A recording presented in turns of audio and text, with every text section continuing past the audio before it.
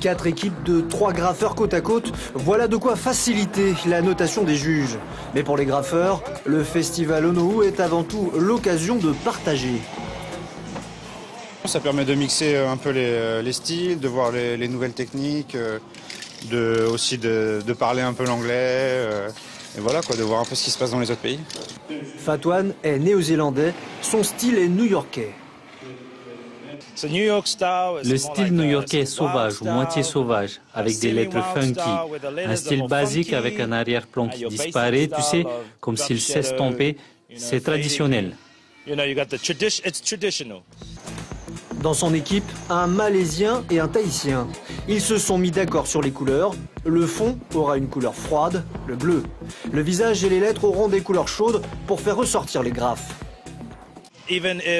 Même si l'anglais n'est pas très bon, ou mon français est mauvais, ou encore notre malaisien inexistant, nous pouvons toujours communiquer grâce à une bombe de peinture. Cela nous permet d'être unis et de graffer un bon mur.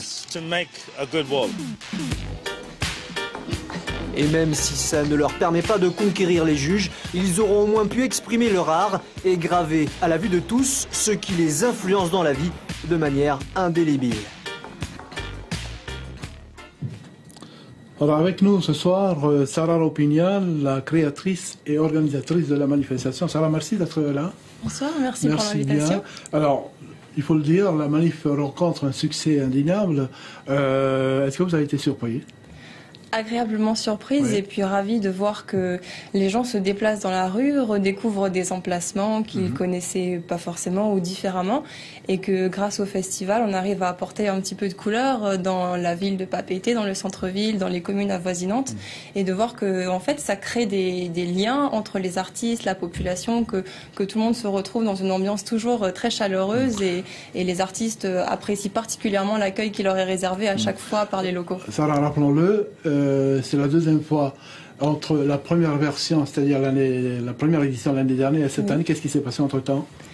Qui a peut-être apporté ce succès-là, qui explique ce succès. Il y a eu beaucoup de voyages, il y a eu des déplacements à l'étranger pour essayer de faire parler du festival. On a notamment organisé une exposition à Los Angeles qui a permis de présenter les murs qui avaient été réalisés dans le cadre de la première édition, donc découvrir le centre-ville de Papeete façon street art et avec une touche de modernité un petit peu différente.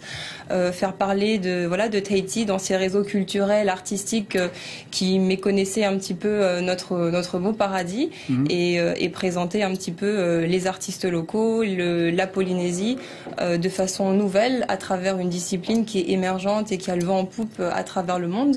Et donc c'était surtout beaucoup de voyages, beaucoup de rencontres, beaucoup de travail pour sélectionner aussi les artistes qu'on a fait venir cette année, qui sont vraiment des pointures dans leur milieu, qui font partie pour beaucoup des meilleurs graffeurs dans leur pays. Donc c'est vraiment un pool d'artistes extraordinaires qu'on a réussi à réunir pour cette deuxième édition. Je parlais tout à l'heure du classement, ce qu'on appelle le top 50. Ils font partie de ce top 50. Oui, en fait, même beaucoup des artistes qui font partie du concours, parce qu'on a on a 12 stars vraiment qui dans tous les milieux artistiques sont reconnus comme étant vraiment ils font partie du top 10, 20, 50 des artistes les plus influents dans le domaine de l'art urbain. Et c'est eux qui ont réalisé pendant toute cette semaine les grandes façades murales dans le centre-ville.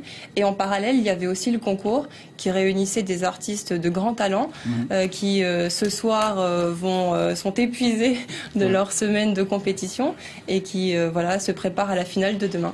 Alors la particularité donc de cette manifestation, c'est que c'est une compétition entre artistes.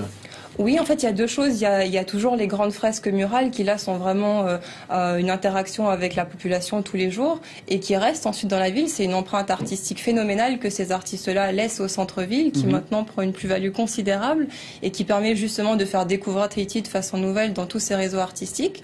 Et oui, le concours, c'est vrai que c'est une particularité du festival qui vise aussi à faire émerger des artistes qui peut-être sont un peu moins connus, mais à montrer que voilà, c'est une véritable forme d'art. En quelques mots, qu'est-ce qui se passera demain ?